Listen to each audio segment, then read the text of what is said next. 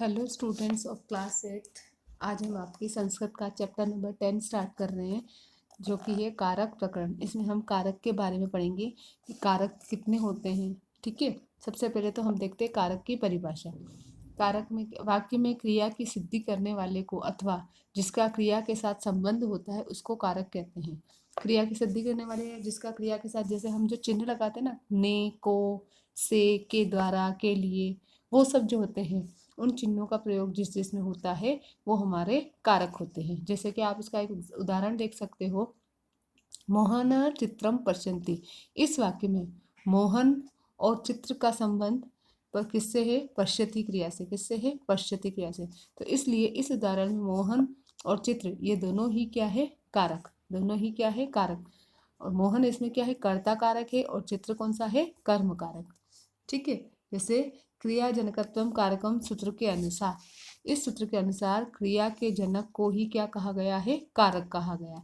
संस्कृत में व्याकरण में कर्ता कारक, कर्म कारक, करण कारक, संप्रदान कारक, अपादान कारक और अधिकरण, ये 6 कारक ही माने गए हैं। कर्ता, कर्म, करण, संप्रदान, अपादान, अधिकरण। अच्छा, इसके बाद इन सभी 6 कारकों तथा संबंध कारक का बोध कराने के लिए विभक्तियों का प्रयोग किया जाता है, और संबंध को कारक न मानने पर भी इसका बोध कराने के लिए षष्ठी विभक्ति का प्रयोग किया जाता है। ठीक है, तो प्रथमा, द्वितीया, तृतीया, चतुर्थी, पंचमी, षष्ठी, सप्तमी और संबोधन, ये 8 विभक्तियां मानी गई है। और संबोधन में जो प्रथमा विभक्ति होती है उसी का ही प्रयोग होता है। तो अब हम यहाँ पर सबसे पहला कारक कर्ता कारक पढ़ेंगे। ठीक है, कर्ता कारक की परिभाषा, किसी क्रिया को करने वाले व्यक्ति को ही कर्ता कारक कहते हैं। कर्ता कारक क्या होता है? क्रिया को करने वाला व्यक्ति। जैसे रामः पुस्तकम पठति, राम पुस्तक पढ़ता है। इसमें पुस्तक को पढ़ने वाला कौन है? राम। राम क्या है इसमें? कर्ता, इसलिए इसमें प्रथमा विभक्ति लगेगी। कर्ता कारक में कौन सी विभक्ति लगती है? प्रथमा विभक्ति लगती है। अच्छा, प्रतिपादिकारी में किसी भी पद के उच्चारण करने में जब अर्थ की उपस्थिति होती है तो उसे प्रतिपादिकार्थ कहते हैं, अर्थात जाति और व्यक्ति की प्रतीति होती है। जैसे कि कृष्ण, श्री, ज्ञानम, ये सब क्या है? प्रतिपादिकार्थ हैं।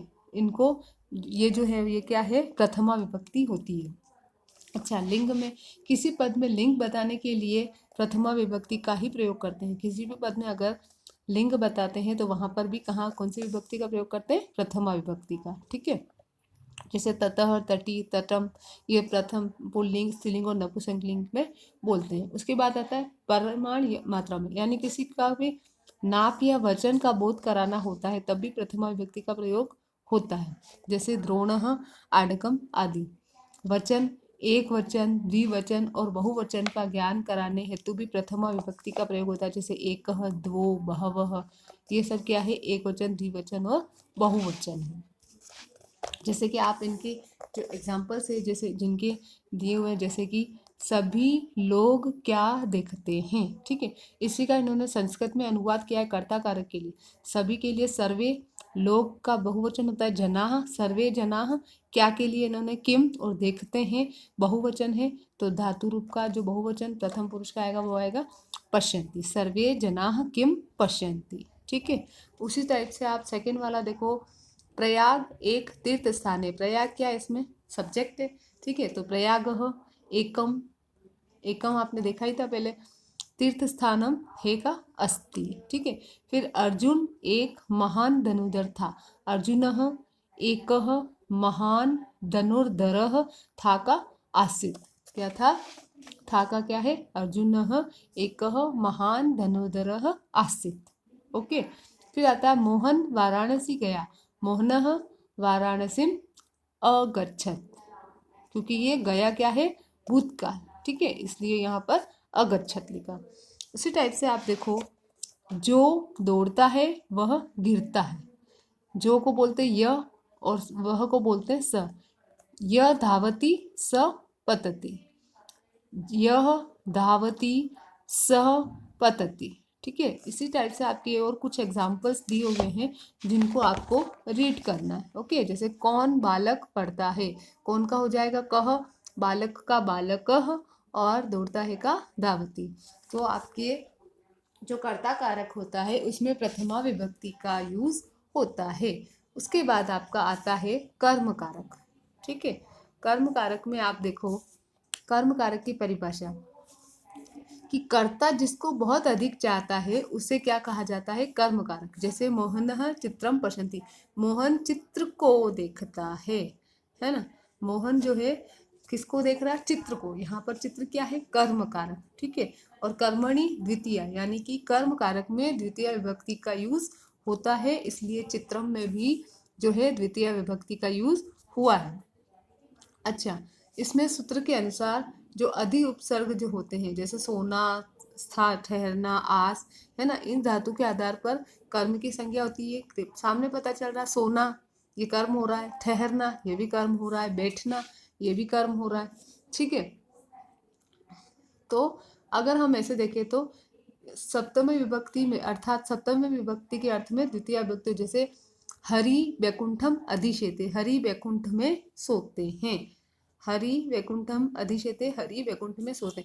यहाँ पर मैं आया तो वो कौन सी लिखी, सप्तमा विभक्ति। तो लेकिन यहाँ वैकुंठ में सप्तमी विभक्ति न होकर मैं आया तो हमको पता चला कि सप्तमी विभक्ति लगानी थी, लेकिन यहाँ सप्तमी विभक्ति न लगाकर यहाँ पर क्या किया गया है, अधि उपसर्ग के प्रयोग के कारण द्वितीय विभक्ति ही यूज हुई है। अधि उपसर्ग का प्रयोग हुआ है ना, इसलिए यहाँ पर द्वितीय विभक्ति ली गई है। अधि उपसर्ग का प्रयोग होगा तो वहां पर सप्तमी की जगह द्वितीय विभक्ति का यूज लेंगे। ठीक है, भूपति सिंहासनम अधितिष्ठति, इसमें भी अधि आया तो यहाँ पर भी क्या आ जाएगा, क्या जाएगा, यहाँ पर भी सप्तमी की जगह सिंहासन पर भी सप्तमी में आता है, लेकिन यहाँ पर अधि उपसर्ग आने का कारण द्वितीय विभक्ति का यूज होगा। ठीक है, उसके बाद उभयतः, सर्वतः, दिक्, उपयुपरी, अध्यधि, है ना, अधोध, इन शब्दों का योग होने पर भी द्वितीय विभक्ति का यूज कर्म में होता है। जैसे कि उभयतः, सर्वतः, दिक्, है ना, उपयुपरी, अध्यधि, अधोधः, यहाँ सब जगह कौन सा यूज होगा, द्वितीय विभक्ति का यूज होगा, कर्म कारक की द्वितीय विभक्ति का यूज होगा। ठीक है, फिर अभितः, है ना, अभितः यानी कि दोनों ओर, परितः यानी चारों ओर, समया यानी समीप में, निकषा, ठीक है, हाँ, इन सब का योग होने पर भी क्या होगा, द्वितीय विभक्ति का यूज आपके होगा। जैसे कि अभितः, परितः, समयानि,क्षा, प्रति योगे अपि वार्तिकः से अभितः, यानी अभितः, परितः, समया, निकषा, प्रति, हाँ, यहाँ पर भी द्वितीय विभक्ति का यूज होता है। जैसे कि हा शतम, कि शत के प्रति अफसोस है। ठीक है, उसके बाद अकथितम च, इसमें क्या होता है, इस सूत्र से निम्नलिखित 16 धातुएं द्विकर्मक हैं। 16 धातुएं कौन सी है, द्विकर्मक। द्विकर्मक धातुओं में क्या होते हैं, दो कर्म होते हैं। अकथितम च, इस सूत्र से निम्नलिखित 16 धातुएं हैं। इस सूत्र में कितनी है, 16 धातुएं जो द्विकर्मक यानी कि दो कर्म वाली। द्विकर्मक धातुओं में क्या होता है, दो कर्म होते हैं, तो इसलिए दोनों में ही द्वितीय विभक्ति लगाई जाती है। जैसे कि याच अथवा भिक्ष, मांगना, पच, दंड, रुद्ध, पृच्छ, ची, भ्रू अथवा भाष, शास, जी, मत, मुश अथवा चर, नी, हिय, कृष, है ना, और वह, ये सारी जो 16 धातुएं हैं ये कौन सी है, ये द्विकर्मक वाली है और दो कर्म वाली है ये 16 धातुएं। जैसे कि इनके कुछ एग्जाम्पल्स दे रखे हैं यहाँ पर, आप देखो, कृषिकः अजाम दुग्धम दोग्धि, कृषिकः अजाम दुग्धम दोग्धि, तो यहाँ पर दुग्धम में कौन सी विभक्ति आई है, द्वितीय विभक्ति। किसान बकरी का दूध धोता है, किसान दूध दूता है, और किसका दूध दूता है, बकरी का। ठीक है, तो द्विकर्मक। जैसे यहाँ पर कुछ और एग्जाम्पल, जैसे कि सेवकः नृपम क्षमाम याचते भिक्षते वा, कि सेवक जो है वो राजा से क्षमा मांगता है। ठीक है, धातुएं कौन सी है, द्विकर्मक धातुएं। पाचकः तंडुलान ओदनम पचती, रसोईया चावलों से भात पकाता है, रसोईया पकाता है और किससे पकाता है, चावलों से। ठीक है, तो इन सब में कौन सी विभक्ति का यूज हुआ है, द्वितीय विभक्ति का, कर्म कारक का। किसका है, कर्म कारक। इसी के कुछ एग्जाम्पल्स और आगे दे रखे हैं, जो उनकी हिंदी भी दे रखी है। तो आप क्या करोगे कि इनको रीड करोगे अच्छे से केयरफुली। ओके, यहाँ पर भी एग्जाम्पल्स ही दिए हुए हैं जिनको आपको रीड करना है। उसके बाद आता है गत्यर्थक। गत्यर्थक का मतलब होता है गति, है ना। तो गति अर्थ वाली जो क्रियाएं होती है उनके साथ भी द्वितीय विभक्ति का यूज होता है। जैसे कि रामः ग्रामम गच्छति, गच्छति। स स्मृतिम गच्छति, वह स्मृति को प्राप्त करता है। स परम विषादनम अगच्छत, है ना। जहाँ पर भी आप देखो गच्छ धातु का गच्छति वाला जो आ रहा है गति का, वहां पर आपके द्वितीय विभक्ति का यूज हुआ है। उसके बाद आता है अंतरांतरेण युक्ते। इसका मतलब होता है कि अंतरा और अंतरेण अथवा बिना कि अंतरा और अंतरेण या बिना के योग में भी द्वितीय विभक्ति का यूज होता है। जैसे कि त्वाम माम च अंतरा रामोस्ति, त्वाम माम च अंतरा रामोस्ति, तुम्हारे और मेरे मध्य में राम है। रामम अंतरेण न गति, राम के बिना कल्याण नहीं। ज्ञानम बिना न सुखम, ज्ञान के बिना सुख नहीं। ठीक है। उसके बाद आपके आता है कालाद्वनोरत्यन संयोगे, अर्थात अत्यंत संयोग हो और कालवाची अथवा मार्गवाची शब्दों का प्रयोग हो। तो कालवाची अथवा मार्गवाची शब्दों में द्वितीय विभक्ति आती है। जैसे कि रामः मासम अधीते पठति वा, राम जो है वो 1 महीने भर पढ़ता है। मासम कालवाची, पता चलता संयोग हो, कालवाची हो या मार्गवाची हो, तो उसमें भी द्वितीय विभक्ति का यूज होता है।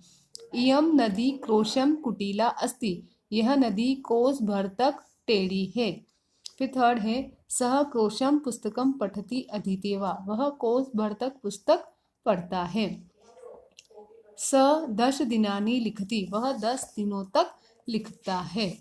ठीक है। उसके बाद आपके 8 नंबर में है उपानवद्याद्वंस, अर्थात वस धातु से पहले, कौन सी धातु से पहले, वस धातु से पहले उप आ जाए, अनु आ जाए, अधि आ जाए या आ उपसर्ग में से कोई भी उपसर्ग आ जाए तो वस धातु के आधार की कर्म संज्ञा हो जाती है। अर्थात वहां पर सप्तमी विभक्ति ना लगकर वहां पर द्वितीय विभक्ति ही लगती है। जैसे कि हरि वैकुंठम उपवसति, वसति के आगे उप लग गया। फिर हरि वैकुंठम अनुवसति, वसति के आगे अनु लग गया।